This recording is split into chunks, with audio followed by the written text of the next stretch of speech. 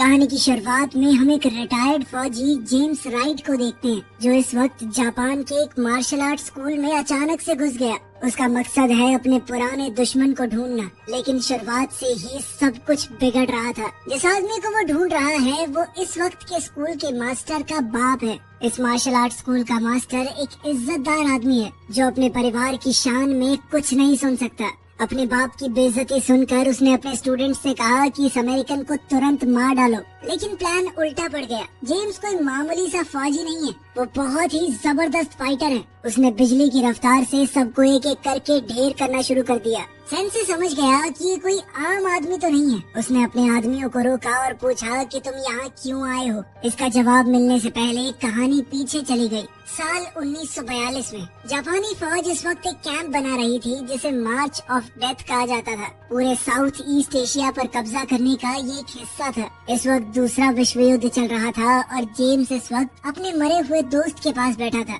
जिसका शरीर उसने खुद ही दफनाया था। अगली सुबह जापानी फौजी जंगल में दुश्मनों को ढूंढने लगे। जेम्स ने उनके पास ही छुपकर एक पत्थर फेंका उनका ध्यान भटकाने के लिए, और फिर अचानक से हमला कर दिया। एक फौजी को मार दिया और एक माइन उड़ा दी। कुछ पलों के लिए उसे लगा कि वो जीत रहा है, पर जंगल में जितनी उसने सोची थी उससे कहीं ज्यादा बड़ी फौज है। वो भागता हुआ पेड़ों के बीच से निकला, पर जल्दी ही पकड़ा गया। कमांडर ने कहा कि इसे मारो मत, जिंदा पकड़ो, इसे कैंप ले चलो। गेट से घुसते ही सबका ध्यान उस पर चला गया। कर्नल तुरंत समझ गया कि ये कोई आम बंदा नहीं है, ये ब्रिटिश एयरफोर्स का कमांडर रह चुका है। कैंप में बंद फौजियों के अंदर एक बड़े अफसर को देखकर हौसला न आ जाए, इसलिए कर्नल ने कहा कि इसे चुपके से मार दो। पहले तो लगा कि जेम्स हार मान गया, पर जैसे ही तलवार चली वो बच गया। अपनी जबरदस्त लड़ने की तकनीक से उसने 3 गार्ड्स को मार दिया और फिर जंगल की तरफ भाग गया। जल्द ही उसे क्रैश हुए प्लेन का कबाड़ मिला, लेकिन वो वहाँ भी ज्यादा देर तक छुप नहीं पाया।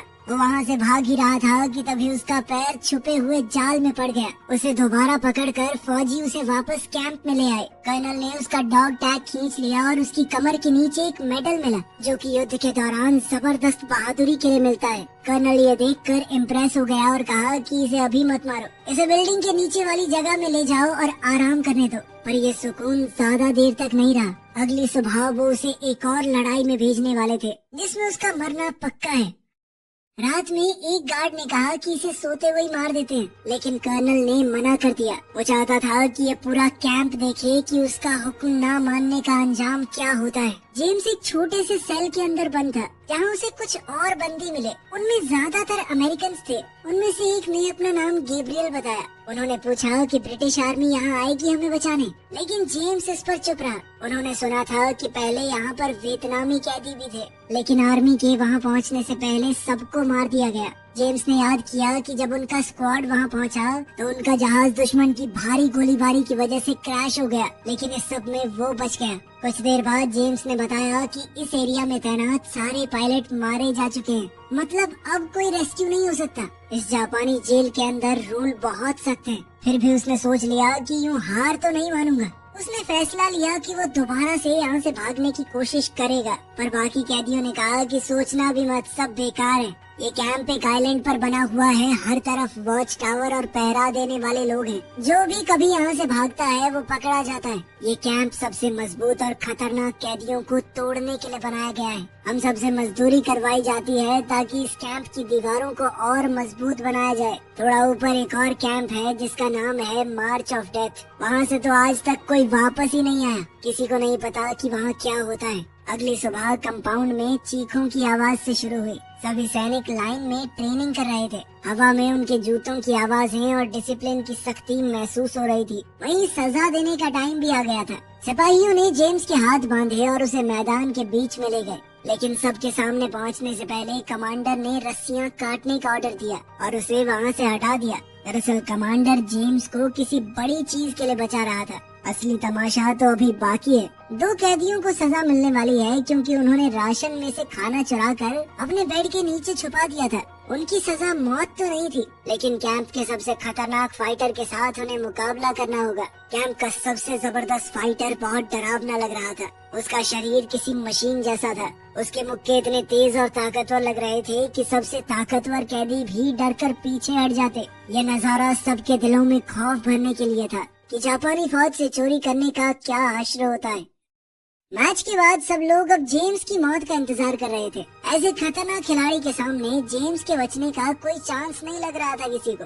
लेकिन कुछ ही सेकंडों में जेम्स ने उस बड़े और खतरनाक फाइटर को सिर्फ 2 हमले करके गिरा दिया। कर्नल कुछ भी नहीं बोला, वो चुपचाप अपने टेंट में चला गया। टेंट में उससे एक सिपाही बात करने लगा कि सर जेम्स को जिंदा नहीं रखना चाहिए, ऐसे आदमी को तो अपनी आखिरी सांस तक टॉर्चर करना चाहिए। लेकिन कर्नल कुछ अलग सोच रहा था। उसकी आंखों में दुश्मन की ताकत के लिए थोड़ी इज्जत तो थी, लेकिन उसने वादा किया कि जेम्स का समय भी जल्द ही आएगा। बाद में जेम्स की मुलाकात कैप्टन कॉलिंस से हुई। कॉलिंस उसका लड़ने का तरीका देखकर हैरान हो गया। जब सब जश्न मनाने के लिए ड्रिंक्स लेने लगे तो दाढ़ी वाला कैदी अपनी बनाई हुई शराब लाया, जो इतनी तेज थी कि गले को आग की तरह जला रही थी। लेकिन मूड हल्का होने से पहले ही जापानी फौजी वहाँ आ गए। उन्होंने जेम्स को कर्नल के टेंट में बुलाया। टेंट के अंदर एक जवान नर्स सामान रख रही थी। जेम्स और नर्स ने एक पल के लिए एक दूसरे को देखा। उन्होंने कुछ कहा नहीं, पर महसूस जरूर किया। फिर कर्नल ने कहा कि मैंने तुम्हें तारीफ करने के लिए नहीं बुलाया। उसने जेम्स के फाइटिंग स्टाइल को पहचान लिया था। ये लड़ने का ऐसा तरीका है जिसे कभी जापान में बैन कर दिया था। फिर बात घूमकर जेम्स के मेडल पर आ गई। ये मेडल जेम्स का नहीं था, बल्कि उसके बाप का है। कर्नल ने बताया कि मेरे पिता भी फौज में ही थे। फिर उसने अपने मरे हुए ऑफिसर की तलवार निकाली और जेम्स के गाल पर एक हल्का सा कट लगा दिया और फिर गार्ड्स को कहा कि इसे ले जाओ। यह सीधी सीधी बात थी कि जेम्स अब कल मरेगा। अगली सुबह कर्नल एक और फाइट अरेंज कर रहा था। उसे पता था कि जेम्स का लड़ने का तरीका एक आदमी के लिए तो बहुत बढ़िया है, लेकिन बहुत सारे दुश्मनों के सामने काम नहीं करेगा। इसीलिए उसने अपनी टीम के सबसे ताकतवर फौजियों को उससे लड़वाया। लेकिन जेम्स तूफान की तरह हिला। 1 मिनट के अंदर अंदर उसने तीनों को गिरा दिया। वो चाहता तो अपने आखिरी वार से उन्हें खत्म भी कर सकता था, लेकिन जेम्स रुक गया। उसने उन्हें मारा नहीं। कर्नल फिर से बिना कुछ बोले टेंट में चला गया। बाद में जब जेम्स के साथ ही उन जापानी फौजियों का मजाक उड़ा रहे थे, तो जेम्स ने कहा कि वो फौजी कोई डरपोक नहीं थे, वो बस अपने कमांडर के ऑर्डर्स फॉलो कर रहे थे, बिल्कुल हमारी तरह। उसकी ये बात सुनकर सब चुप हो गए। कुछ देर बाद कैंप में गोली चलने की आवाज गूंज उठी। कर्नल ने तीनों हारे हुए फाइटर्स को मरवा दिया था। वो सबको दिखाना चाहता था कि यहाँ दया की कोई जगह नहीं है। गैब्रियल और कॉलिंस के घाव बढ़ रहे थे। जल्दी ही उन्हें उस कैंप में भेजा जाएगा जहाँ से कोई वापस नहीं आता। समय कम था तो जेम्स ने एक खतरनाक प्लान बनाया। उसने वॉच टावर के ऊपर रेडियो देखा था। अगर वो रेडियो तक पहुंच गया तो वो किनारे से ब्रिटिश फोर्सेस को सिग्नल दे सकता है। उस सिग्नल के मिलते ही ब्रिटिश फौज उन्हें बचाने जरूर आएगी। तो प्लान बनाया गया कि अगली काम की शिफ्ट में कैदी शोर शराबा मचाएंगे। चीख पुकार होने लगी। सभी गार्ड दौड़कर वहाँ आए। टावर वाला सिपाही भी नीचे उतर आया। जेम्स टावर की तरफ दौड़ा और ऊपर चढ़ गया। उसने रेडियो तोड़कर निकाल लिया और सैंड बैग्स के पीछे छुप गया। जैसे ही वो निकलने लगा तो नर्स ने उसे देख लिया। कुछ देर बाद एक सिपाही नर्स के ऊपर डोरे डालने लगा, जिस पर नर्स ने उसे मना किया कि मैं ये सब नहीं चाहती। जिसके बाद उसने नर्स को जोरदार थप्पड़ मारा, लेकिन काफी पूछताछ के बाद भी नर्स ने जेम्स के बारे में कुछ नहीं बताया।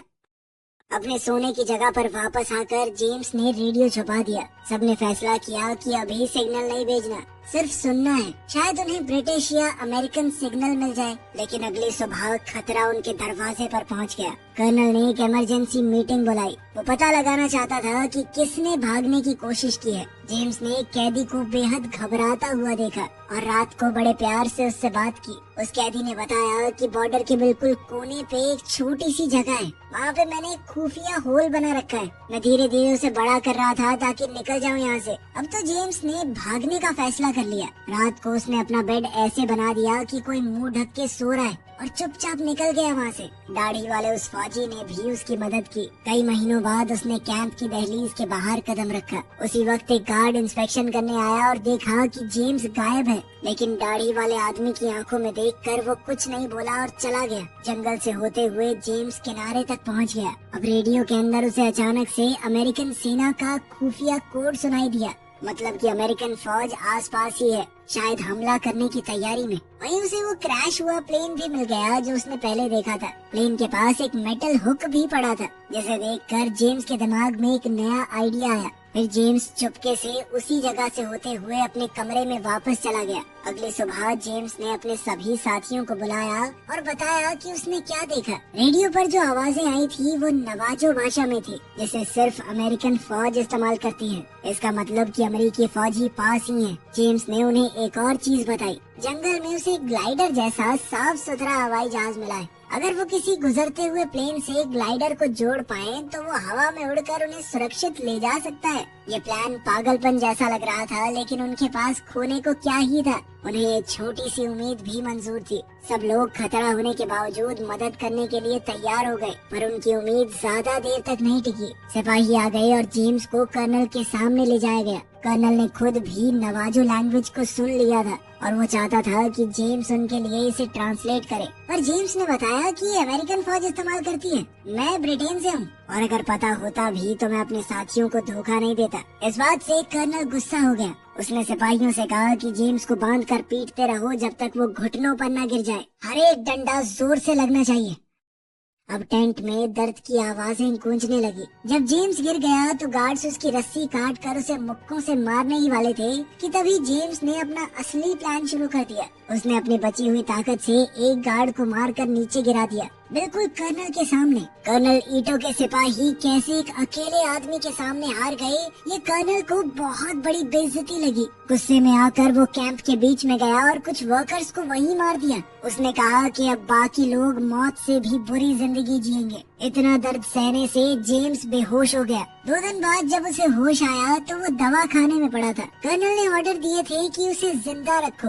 उसके जख्मों का इलाज वही जवान नर्स कर रही थी, जिसका नाम है टेरेसा। वो 3 महीने से कैंप में काम कर रही थी, खुद भी बाकी कैदियों की तरह फंसी हुई थी। जेम्स उससे कुछ पूछने ही वाला था कि तभी एक सिपाही वहाँ आ गया और दोनों को अलग कर दिया। रात को जेम्स बेड पर अकेला पड़ा रहा।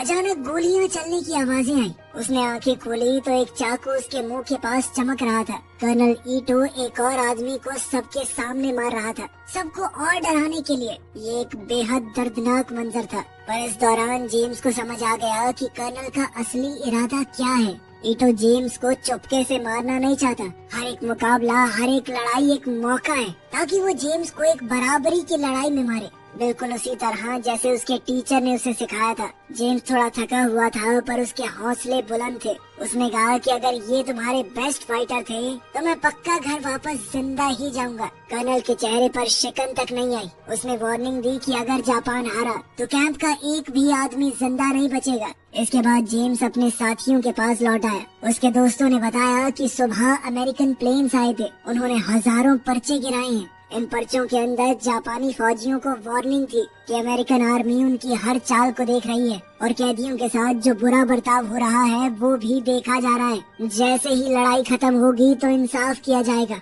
लेकिन जेम्स को इस सब से कोई फर्क नहीं पड़ा। उसने बताया कि ईटो कभी सरेंडर नहीं करेगा। अगर जापान हार भी गया तो वो यहाँ मौजूद सबको मार देगा। सभी चुपचाप सुनते हुए सोच रहे थे कि कहीं वक्त ऐसे ही ना निकल जाए। रात के वक्त गैब्रियल जंगल में ग्लाइडर चेक करने गया। वापस आते हुए उसकी मुलाकात जेम्स से हो गई। उनके कमरे तक जाने वाला सीधा रास्ता बंद कर दिया गया था, तो वो दोनों छुपकर साइड से जाने लगे। लेकिन एक गार्ड ने उन्हें देख लिया। उसके साथ लड़ाई में उन्हें गार्ड को मारना पड़ा, वरना वो पकड़े जाते। आवाज सुनकर एक और अफसर आया। जेम्स ने उस आदमी को मारने की बजाय उसे छोड़ दिया। उस अफसर ने दोनों को चुपके से उनके कमरे तक वापस भेज दिया, लेकिन फिर जाकर गार्ड्स को बता दिया कि एक गार्ड का मर्डर हुआ है। ये सुनते ही सभी फौजी कैदियों के कमरे में घुस गए। कैंप में खामोशी फैल गई। कर्नल ने सुबह तक फैसला किया कि असल कातिल को खोजना ही पड़ेगा। अपने साथियों को बचाने के लिए जेम्स ने आगे आकर कहा कि मैं था, मैंने मारा उसे। कर्नल ने इस बात का सबूत मांगा। उसने जेम्स से कहा कि तुम अपनी तकनीक को एक कैदी के ऊपर इस्तेमाल करो।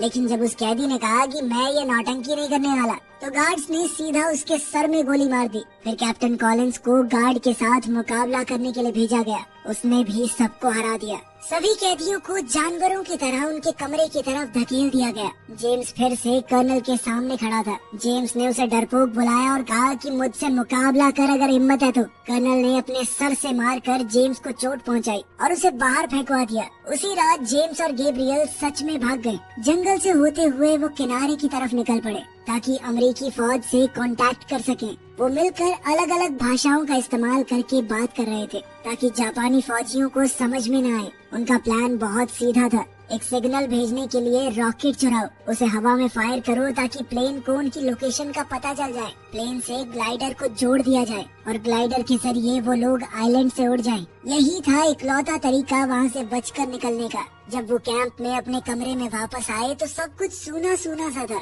कमरा एकदम खाली था और लाइटें बंद। अचानक फौजियों ने अंदर घुसकर उन्हें भी बेहोश कर दिया। वो तब होश में आए जब एयरप्लेन्स ऊपर से गरज रहे थे। कैंप की नर्सों को आसमान की तरफ देखकर लगा कि शायद अमेरिकन सब आ गए हैं हमें बचाने के लिए। कुछ ही पल बाद पूरे कैंप में हंगामा शुरू हो गया। कैदियों को बांध दिया गया और पूरे टापू पर धमाकों की आवाज सुनाई देने लगी। अमेरिकी फौज ने हमला कर दिया था। इस जगह से अब कर्नल ईटो का कंट्रोल चला गया था। गुस्से में आकर उसने सामने दिखने वाले हर एक इंसान को मारना शुरू कर दिया, चाहे वो सिपाही हो या कैदी। गोलीबारी के बीच जेम्स समझ गया कि उन्हें रेडियो तक पहुंचना होगा और अमेरिकी सिपाहियों से दोबारा बात करनी पड़ेगी। लेकिन जब वो रेडियो तक पहुंचे वो पूरा टूट चुका था। अब उनकी अकेली उम्मीद थी टावर पर लगा हुआ ट्रांसमीटर। इस मौके पर नर्सेज ने हिम्मत दिखाई। उन्होंने गार्ड का ध्यान भटकाया, उनको पास बुलाया और फिर मार दिया।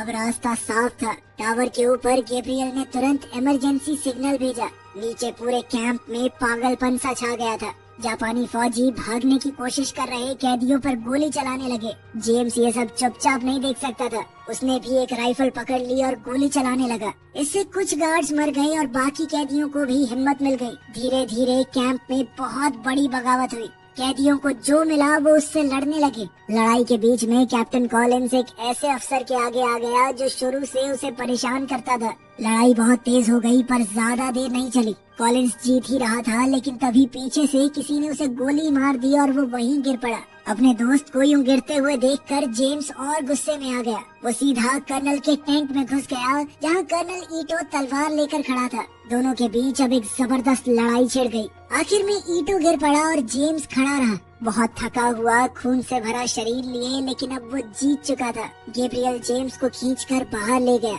जहाज ऊपर घूम रहे थे और वक्त बहुत कम। वो दोनों वहाँ से भागने लगे। एक फौजी ने राइफल उठाई उन दोनों को पीछे से गोली मारने के लिए, लेकिन कर्नल ईटो ने उस फौजी की बंदूक को अपनी तलवार से हटा दिया। उसने उन दोनों को जाने दिया। ये जीतने वाले की तरफ इज्जत दिखाने का उसका तरीका था। जेम्स और गैब्रियल जंगल से भागते हुए ग्लाइडर तक पहुंच गए। ऊपर मंडरा रहे अमेरिकी प्लेन्स ने अपना आखिरी हमला शुरू कर दिया। इतने में जापानी फौजी पेड़ों के बीच से निकले हमला करने के लिए, लेकिन प्लेन्स ने गोलियां चलानी शुरू कर दी। सारे जापानी फौजी वहीं मारे गए। अच्छे बुरे सभी खत्म हो गए। इस धुएं और लड़ाई के बीच में जेम्स ने टो करने वाली केबल उठाई और ग्लाइडर पर लगा दी। एक अमेरिकी जहाज पास से निकला और केबल पकड़ ली, जिसके बाद ग्लाइडर हवा में उड़ गया। आइलैंड धीरे धीरे नीचे छोटा होता गया। दोनों ने एक कसम खाई कि एक दिन वापस आएंगे और बाकी लोगों को भी बचाकर ले जाएंगे यहाँ से। सालों बाद यही कसम जेम्स को जापान के उस छोटे मार्शल आर्ट स्कूल तक ले आई थी। वो उस आदमी को ढूंढने आया था जिसने कर्नल ईटो को सिखाया था। वहाँ के नए मास्टर ने अपने स्टूडेंट्स को भेज दिया और जेम्स की बात ध्यान से सुनने लगा। मास्टर ने बताया कि मेरे पिता और पुराने गुरु 1 साल पहले मर गए। मरने से पहले उन्होंने बताया था कि एक दिन एक फिरंगी आएगा,